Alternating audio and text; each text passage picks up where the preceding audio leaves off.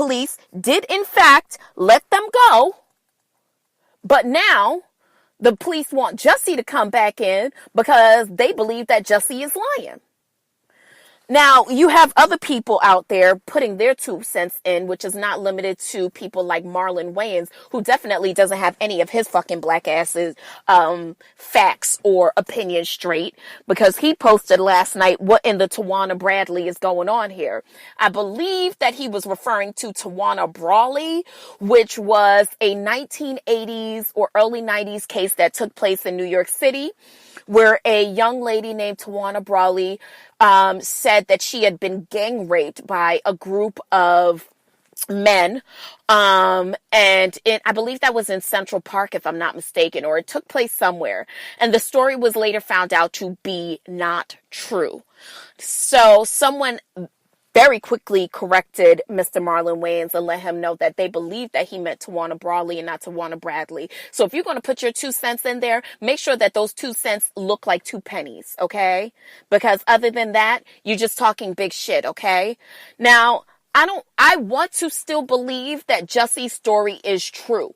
I don't want to believe that he is lying. And I am reserving my judgment because, listen, here's what we know to be true.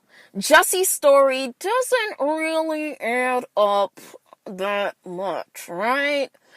But I just attributed that to the fact that sometimes when you are recalling an instance of trauma, sometimes all the facts don't come out the way that they need to because you are traumatized. But this is turning out to be more of a kerfuffle than anything else. So let's just hold reserve. Let's reserve judgment because I know a lot of you are giving the side eye, the Instagram famous, thumb and index finger to the chin with the side. Listen, I love Jussie, and a lot of people have been alleging that this whole thing took place because Jussie was going to be written off of the show. Now, I don't know that to be true. Jussie is very talented. He comes from a very talented family who has a very long history of big time acting chops in Hollywood. And I don't think that Jussie would need to make up a story like this because everybody knows that a story like this can only seek to damage people who have really been victimized, whether it be victims of homophobic, sexual, racial assaults. I'm sure Jussie is well aware of the fact that making up a story like this would only serve to push victims back even that much more. So let's just hold and reserve judgment and let's give all of this a chance. Now, the police department has said, as well as Jussie's lawyer has said that basically, just because this happened and just because the two Nigerian brothers are cooperating with the police, that does not mean that Jussie's story is not true. It just casts more doubt on his story. So I'm offering up some intercessory prayer for Brother Jussie. All right. Let's take a quick break because that was so much for us to digest. Let's take a quick break and come right back. All right, and then we are back. Yeah, we're back. Yeah, we're back. Oh, yeah, we're back. All right. So, you guys, I've been discussing with you in several of the pulling up to the table, just some ego work that I've been doing, as well as just a fresh opportunity for me to just do some work on discovering just things about myself that will help push me into the life that I want to live. And hopefully, this would also serve in aiding you guys in living the life that you want to live as well. So this week at the table pull up, we are discussing self-sabotage. Now, I realized that I had some issues with self-sabotage, actually, through doing the show. There was a moment where, or there's often moments where I allow procrastination and self-doubt to get in the way of recording the show. Now, before I could even get to a point where I say to myself, hey, you know what? You haven't gotten anywhere yet with the show.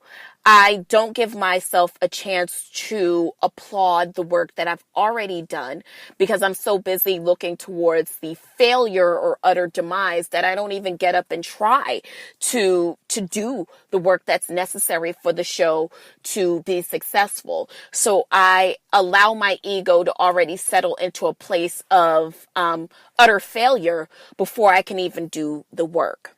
Now, self-sabotage, as clinically described, is behavior that creates problems in our life and interferes with long-standing goals.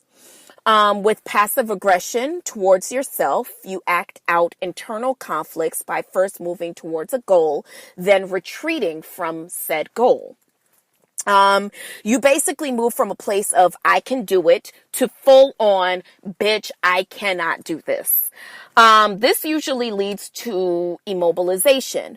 You are unconsciously compelled to do everything in your power to defeat yourself.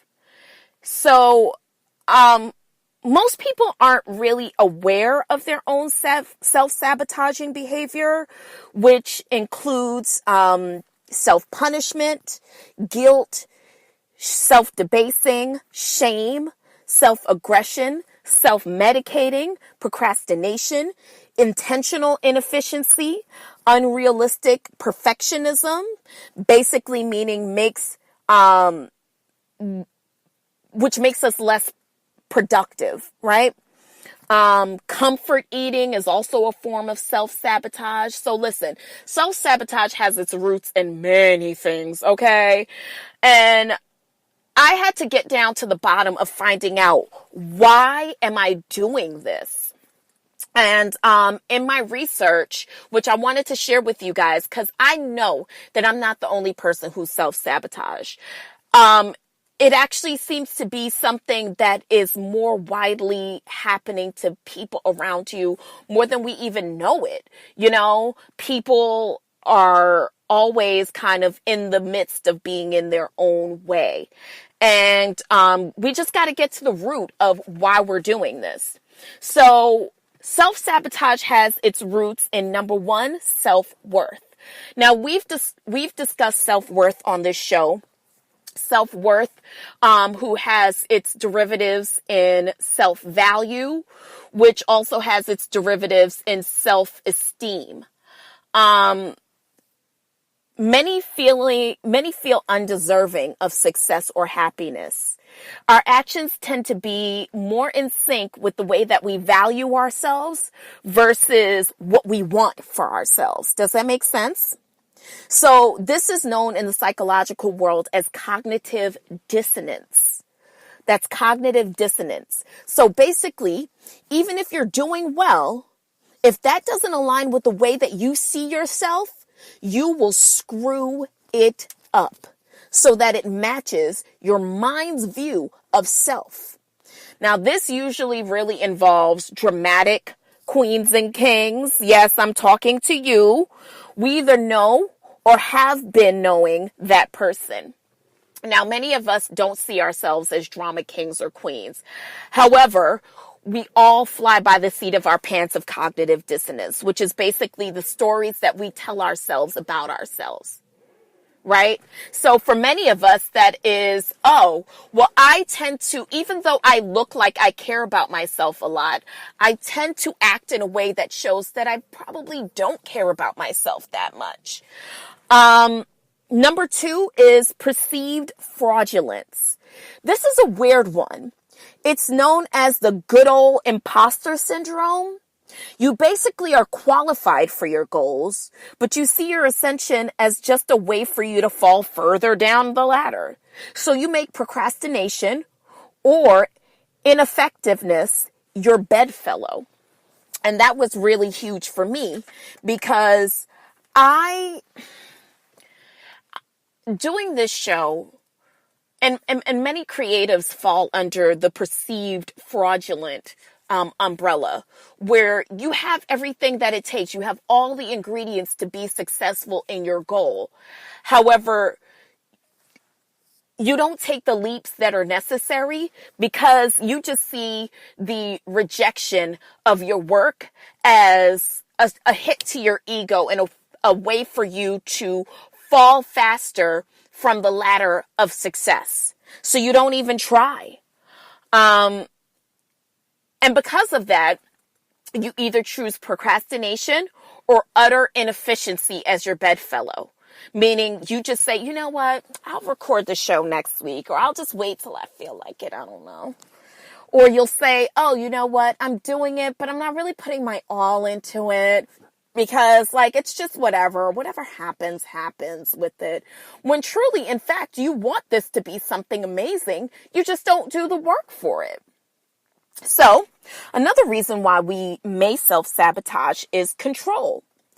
The well-maintained burn in this scenario is that you'll work towards controlling your own failure because nothing is worse to a control freak than being blindsided by life. Now, unfortunately, for many of us, we're battling our egos. And control is one of the biggest aspects when it comes to self-sabotage and battling our own egos.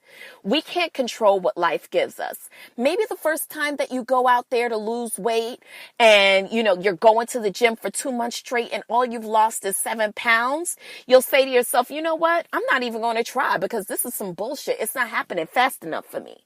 So in your own way, you'll control it by being ineffective, which again, is just another way of self-sabotaging yourself. Number 4 is the good old scapegoat plan. Now, the scapegoat plan is blaming the action versus taking accountability, i.e., the relationship didn't work because we didn't have time for the relationship to work, girl. I didn't have time to really put my all in the relationship.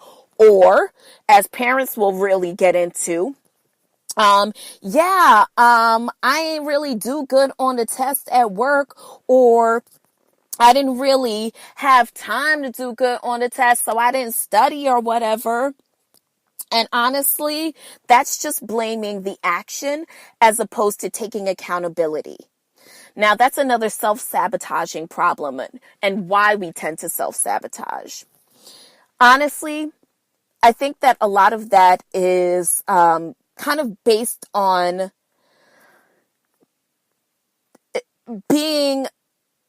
taking the frivolous action itself versus coming to terms with the deeper reasons that you know to be true.